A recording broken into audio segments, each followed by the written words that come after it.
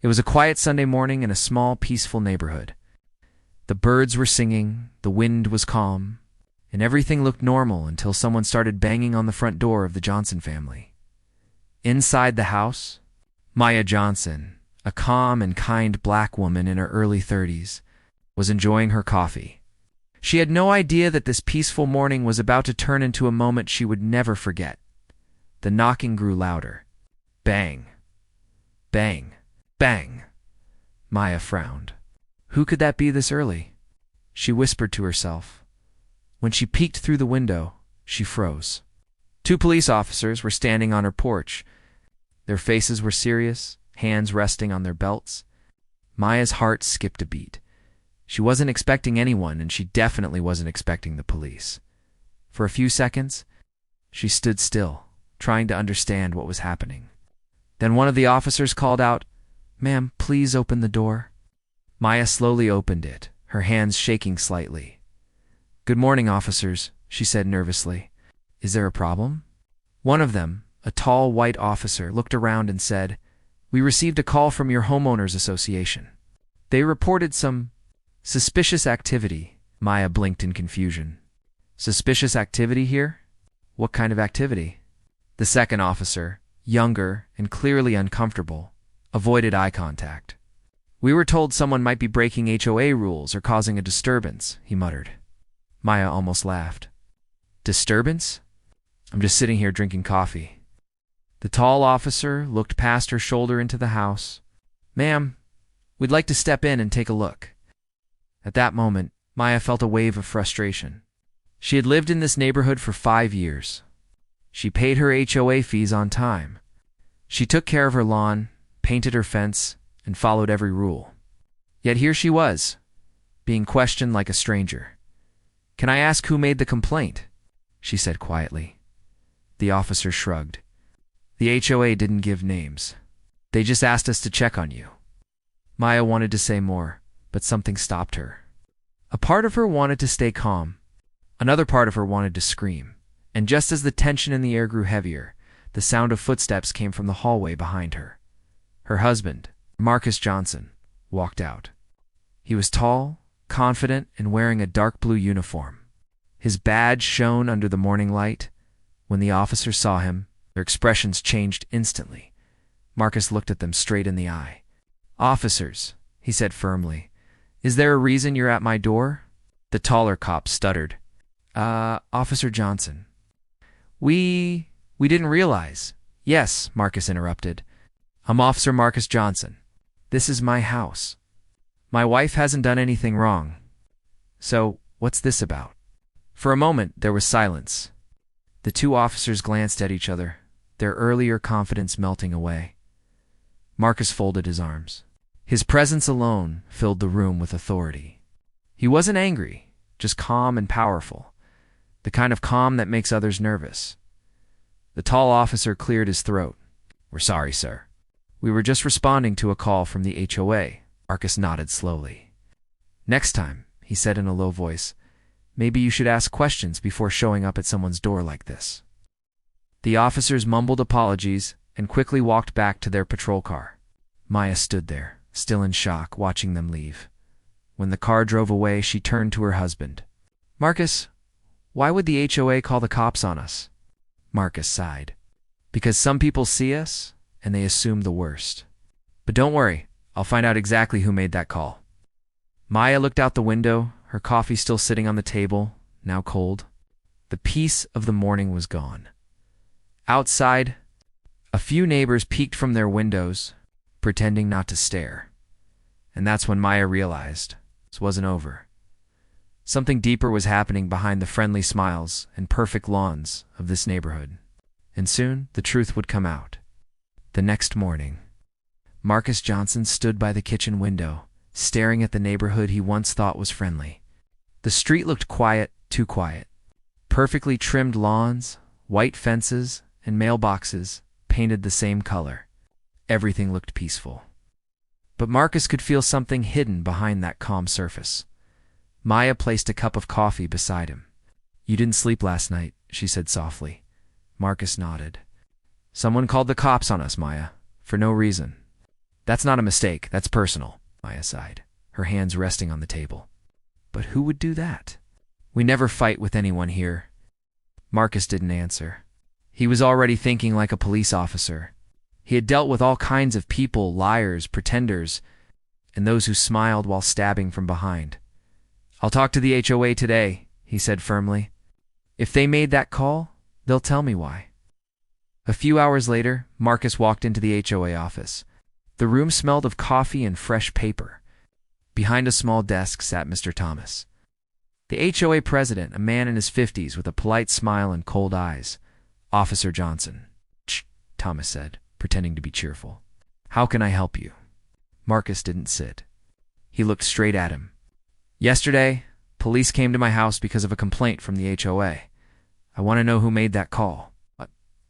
Thomas blinked, his fake smile fading a little. Ah, yes, that situation. It was just a misunderstanding. Nothing serious. Marcus's voice stayed calm. A misunderstanding doesn't bring 2 cops to my wife's door. Someone called you? Who was it? Thomas shifted in his seat. I don't remember exactly who mentioned it. We got a report about a possible rule violation. Maybe noise, or... Noise, Marcus interrupted. My wife was alone, sitting in silence. Try again, as Thomas looked nervous now. He reached for his computer. I'll check our notes, Officer Johnson. But sometimes our members prefer to stay anonymous. Marcus leaned closer, his voice low but sharp. Anonymous doesn't mean innocent, Mr. Thomas. For a second, their eyes met, one filled with calm authority, the other with quiet fear. After a moment, Thomas cleared his throat. Fine. It was Mrs. Green from across the street. She said she saw someone suspicious outside your home. Marcus nodded slowly. Thank you. That's all I needed. That evening, when Marcus told Maya, she looked shocked. Mrs. Green? She waves at me every morning.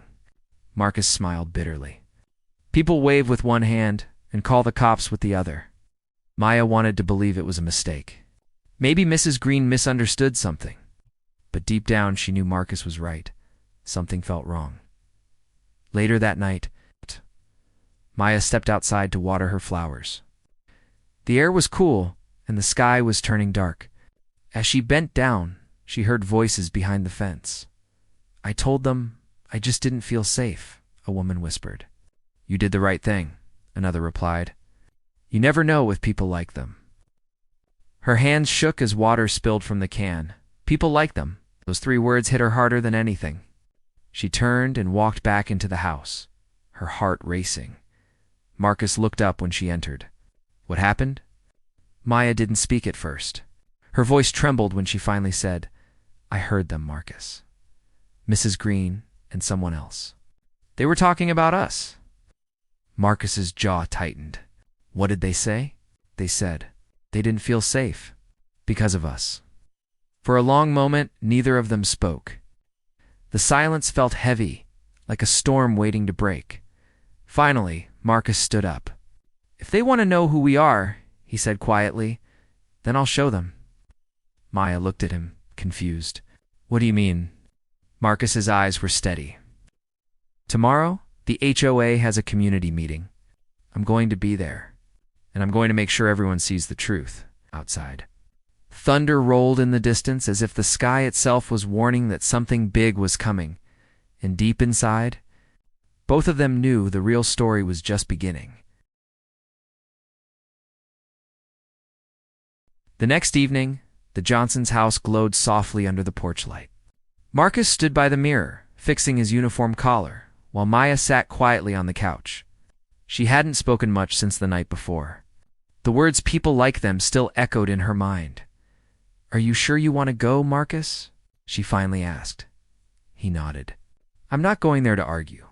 I'm going to make them see. Maya looked up. See what? He smiled faintly. That respect isn't about color or comfort. It's about truth. At 7 sharp, they walked to the community center down the street. The building looked bright from the outside, but inside the air felt thick with quiet whispers. Rows of chairs filled the room, occupied by neighbors' faces they saw every day but never truly knew. Mr. Thomas, HOA president, stood near the podium. His voice was overly cheerful as he began, "Good evening, everyone. Thank you for joining our monthly community meeting." Marcus and Maya took seats near the back. A few people nodded politely. Others avoided their eyes. Mrs. Green sat in the second row. Wearing a neat blue sweater, pretending to focus on her phone, Thomas continued, "Tonight, we'll discuss neighborhood maintenance, parking issues, and of course, the recent safety concern." That last phrase made the room tense. All eyes shifted slightly toward Marcus and Maya. Marcus leaned forward, his voice calm but firm. "Mr. Thomas, may I speak about that concern?" Thomas hesitated, then nodded. "Of course, Officer Johnson." Marcus stood up, his tall frame commanding attention. "Yesterday, 2 police officers came to my house because of a call from this HOA. My wife was alone. She was questioned, embarrassed, and made to feel unsafe in her own home." A few murmurs spread through the crowd. "I asked who made that call," Marcus continued, "and I was told it came from Mrs. Green." Mrs. Green looked up sharply, color draining from her face. I didn't mean anything wrong," she stammered. "I just thought something was off. I saw a man walking outside your house one night." That man, Marcus said slowly, "was me. Coming home from a night shift, in uniform." Heavy silence filled the room. Even the air seemed to stop moving. Mrs. Green's lips trembled. I didn't realize you didn't realize," Marcus repeated, his voice still calm, "because you didn't look long enough. You saw my skin before you saw my badge." Someone in the front row shifted uncomfortably. Another neighbor whispered something under their breath. Maya watched from her seat, her heart pounding. She had never seen her husband this composed. His calmness carried more power than any anger could. Marcus took a deep breath. "I've served this country for 12 years. I've worn this badge with pride, not fear. But yesterday, my wife was treated like a suspect, not a citizen. All because someone couldn't imagine a black family belonging here." A few people looked down at their laps. Others looked away. Mr. Thomas tried to recover the moment. "Officer Johnson, please understand this. Community values safety." Marcus turned toward him. "Safety doesn't start with fear. It starts with understanding." Then he looked around the room, meeting every pair of eyes. "We mow our lawns like you do. We pay our fees. We smile when we pass you on the sidewalk. But behind those smiles, some of you still see us as outsiders." That ends today. For a long moment, no one spoke. The silence was heavier than words. Then Maya stood up beside him, her voice soft but steady. "All we ever wanted," she said, "was to live in peace. Not to be watched. Not to be judged. Just to belong." Her words broke something in the room, a kind of wall that no one had noticed before. Finally, an elderly man near the front cleared his throat. "They're right," he said quietly. "We've been unfair. I saw the police yesterday too, and I didn't even ask why they were there. I just assumed." Mrs. Green wiped a tear from her eye. "I'm sorry," she whispered. Marcus nodded once. "Apology accepted. But let's make sure this doesn't happen again to anyone." He and Maya turned to leave. Behind them, the whispers were different this time. Not judgment, but shame. As they stepped outside, the night air felt lighter. The wind carried the soft rustle of leaves, almost like a quiet promise that change had begun. Maya took his hand. "Do you think they understood?" Marcus looked at the stars. "Maybe not all of them. But sometimes, the first crack in the wall is all you need to let the light in." The next morning, sunlight slipped through the curtains, painting golden lines across the Johnsons' living room. The air felt calmer after the tense HOA meeting. But something in Marcus's chest still burned quietly, the feeling that it wasn't over yet. He sat at the table, scrolling through his emails when one caught his eye. The subject line read, "HOA confidential document." It came from an anonymous address, no name, no signature. Marcus frowned. "Maya," he called out. "Come look at this." Maya walked in, tying her robe. "What is it?" He turned the screen toward her. "Someone just sent me a file. Says it's from the HOA." "Open it," she said softly. Marcus clicked the attachment. A PDF opened. Inside was a copy of an internal HOA email thread. As his eyes scanned the text, his expression darkened. We've received several complaints about the Johnsons' property. They don't seem to fit in here. Let's keep an eye on them. There were 6 messages, all written by different board members. The final one read, "If Officer Johnson's wife acts out again, call the police. We'll back you up." They planned it. They actually planned to call the cops. Marcus's hand tightened around his coffee cup. Not just planned it, they agreed on it. They wanted to make us feel watched. He sat back in silence, the weight of it pressing down on him. For years they had tried to fit in, to be kind neighbors, to prove they belonged. But now the truth was clear. Some people never saw them as equals. Maya's voice broke the silence. "Who sent this to you?" Marcus shook his head. No name, no clue. But someone inside the HOA must have felt guilty. He printed the file, folded it, and slid it into a folder. "I'm going to take this to the HOA office. They need to explain this." At noon, Marcus drove to the small office complex where the HOA kept its records. The air outside was heavy with heat, and the sound of cicadas buzzed through the trees. When he entered, the same receptionist from before looked up nervously. "Oh, Officer Johnson. Mr. Thomas isn't in today." Marcus smiled politely. "That's fine. I just need to drop something off." He walked straight to Thomas's office door, unlocked. Inside, the room was neat, with papers stacked perfectly and a photo of Thomas. Shaking hands with local officials on the wall, Marcus placed the printed emails on the desk. As he turned to leave, his eyes caught something, a folder half hidden under a pile of documents marked Community Watch reports. Something about that label made him pause. He pulled the folder out and opened it. Inside were pictures, photos of different houses in the neighborhood, notes scribbled underneath each one. When he flipped to the next page, his heart sank. It was a photo of their house. A small red circle was drawn around their front door. Below it, in neat handwriting, were the words, "Keep record. Suspicious visitors." Marcus stared at the photo, his jaw tightening. This wasn't just about a call. This was surveillance. He took pictures of every page with his phone, then quietly left the office that night.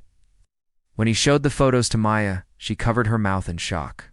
"They've been watching us?" Marcus nodded. "Yes, and not just us. There are notes about other families, too, the ones who don't look like everyone else." Maya sat down slowly. "This isn't just prejudice, Marcus. This is control." He nodded. "It's power. The HOA isn't about keeping peace anymore. It's about keeping people in their place." For a long moment, they sat in silence. The hum of the refrigerator was the only sound in the room. Then Maya looked up, her eyes steady. "What are you going to do?" Marcus stared at the folder on the table. "I'm going to expose them. But first I need to find who sent that email. Whoever they are, they're our only ally inside." Outside, the wind picked up, rattling the window. Somewhere in the distance, thunder rolled again. It wasn't just the sound of a storm. It was the sound of truth getting ready to break through. The night was long and restless. Marcus couldn't sleep. Every time he closed his eyes, he saw the photo of their house, the red circle, the words "Keep record." Suspicious visitors. By morning, his decision was made. He wasn't going to stay silent, but before he could expose anyone, he needed to find out who sent that secret email. Someone inside the HOA was watching too, but for a different reason. After breakfast, Maya watched him lace his boots. "You really think they'll tell you who did it?" Marcus shook his head. "No, but I know how to find them." He drove to the HOA office again, parking a few blocks away this time. He didn't want to draw attention. From the car, he saw Linda, the office receptionist, walking toward the nearby cafe. She was a quiet woman, always polite but nervous, like someone who knew more than she was allowed to say. Marcus followed her inside the cafe and waited until she ordered her drink. When she turned, he smiled gently. "Morning, Linda. Mind if I join you for a minute?" Her eyes widened a little. "Officer Johnson." "Oh, sure, of course." He sat near the window. "I know this might sound strange," Marcus began softly, "but I got an anonymous email yesterday. It had HOA messages in it, messages about my family. Linda froze, her hand stopping midair. I don't know anything about that, she said quickly. Marcus leaned forward, his voice calm but firm. Linda, listen. I'm not here to get anyone in trouble, but whoever sent that file did the right thing. They wanted me to know the truth. If that was you, thank you. She looked down at her coffee, silent. After a few moments, her voice broke the stillness. I didn't mean for it to go this far, she whispered. I thought it would stop once people knew who you were. Marcus's heart raced. So, it was you? Linda nodded slowly. Yes, Mr. Thomas. He told the board to keep records of certain families. He said it was for safety, but everyone knew what it really meant. I couldn't stand it anymore. You and your wife are good people. You didn't deserve this, Marcus exhaled deeply. You did the right thing, Linda. You might have just saved a lot of people. She shook her head quickly. You don't understand. If Thomas finds out it was me, I'll lose my job, or worse. Marcus reached across the table. You're not alone now. I'll protect you. Her eyes filled with tears. Then promise me one thing, she whispered. Expose him. Don't let this disappear, Marcus nodded. I promise. That evening, Marcus began gathering evidence. He printed every email, photo, and message. He organized them into a file marked Proof HOA Discrimination. Maya helped him, her hands trembling as she stapled the papers together. This is dangerous, she said quietly. They won't sit still after this. Marcus gave a half smile. Let them move. We've been quiet too long. Suddenly, there was a loud knock at the door. Bang, bang. Bang! Maya jumped. Not again, she whispered. Marcus walked to the door slowly, opened it, and there stood Mr. Thomas, wearing his usual fake smile. But this time his eyes were cold. Evening, Officer Johnson, he said smoothly. Mind if I come in? Marcus crossed his arms. Actually, I do mind. Thomas chuckled softly. Word travels fast, you know. I hear you've been snooping around, finding things that aren't yours. Marcus's eyes narrowed. Everything I found has my name on it and my wife's. So yes, it's mine. Thomas's smile faded. Be careful, Marcus. Sometimes good people lose everything when they start digging too deep. Marcus stepped closer. Are you threatening me? Thomas leaned in slightly, his voice a whisper. Just giving advice. Drop it and we all stay comfortable. Marcus didn't flinch. Comfort is for cowards. Truth is for the brave. Thomas's jaw tightened, and he turned to leave. Then I guess we'll see how brave you really are. He walked down the steps and disappeared into the night. Maya came up behind Marcus, worry in her eyes. What did he want? Marcus looked out the window, his reflection hard and determined. He knows we're close. That means we're almost there. Outside. The streetlights flickered. Somewhere in the dark, a car engine idled, then drove off slowly. Maya whispered, Do you think they're watching us again? Marcus didn't answer. He just locked the door and said, They can watch all they want. The next move is mine. The night after Thomas's visit was eerily silent, the kind of silence that makes every creak sound like a warning. Maya couldn't sleep. She kept staring at the ceiling, listening to the ticking clock. While Marcus sat in the living room, the folder of evidence open before him, every document, every printed photo, every message, they all told the same story. Fear disguised as community safety. Marcus rubbed his temples. The words from Thomas echoed in his head. Drop it, and we all stay comfortable. He looked out the window. Somewhere behind one of those perfect white fences, someone was probably watching. But Marcus wasn't scared anymore. He was done being silent. The next morning, he called Linda. It's time, he said simply. Linda hesitated. Are you sure? Once this goes out, there's no going back. Marcus's voice was calm. That's exactly the point. They agreed to meet at the local community hall, the same place where the last HOA meeting had taken place. Linda promised to bring a few other employees who had seen Thomas's behavior. Marcus planned to bring the evidence and the truth. Maya helped him pack the folder into a black leather bag. Whatever happens, she said softly. We stand together. Marcus smiled faintly. Always. By noon, the hall began to fill with people. Word had spread rumors about the Johnsons, about Thomas, about something big coming. Every seat was taken. Even local reporters had shown up. Cameras ready. Mr. Thomas stood at the front, pretending to be calm, though a drop of sweat ran down his temple. Welcome, everyone, he began, forcing a smile. I've heard some concerning misinformation spreading around, and I'm here to clear things up. Before he could continue, the doors opened. Marcus walked in. His uniform was crisp, his badge shining. Maya followed behind him, holding his hand tightly. The crowd turned, whispering. Thomas's smile froze. Officer Johnson, he said coldly. Didn't expect you here. Marcus walked straight to the podium. That's because you didn't invite me, he replied. Then he set his black bag on the table, opened it, and pulled out a stack of papers. But I brought something better proof. Gasps filled the room. Marcus held up one of the printed emails. These are internal HOA messages. They talk about my family and others being watched. They use words like suspicious, not fitting in. These came directly from Mr. Thomas's office. Thomas laughed nervously. That's absurd. Those are fake. Marcus turned to Linda, who stood trembling near the back. Linda, would you come forward, please?